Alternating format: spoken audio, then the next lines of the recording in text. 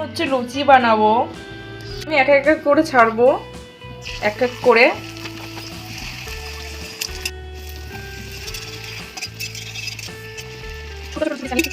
রয়েছে ঘুগনি, লুচি, লিট্টি, আলুর চপ আর 3 রকমের মিষ্টি, সাদা মিষ্টি, কালো মিষ্টি আর এটা হচ্ছে কদম ফুলের মিষ্টি, বাবা যেটা বলছিল। যাই হোক, এই যে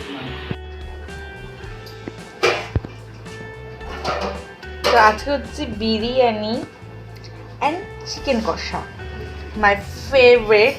কিন্তু আমি যেহেতু চিকেন মাটন কিছু খাই না, এই কারণে বাবা খাবে। অ্যান্ড আমি খাবো ডিম অ্যান্ড আলু আর বিরিয়ানি। এটাতে তো কোনো না নেই, এটাতে একদমই না নেই। অ্যান্ড খুবই খুবই টেস্ট লাগছে। এখন আমি জাস্ট বসে খাবো।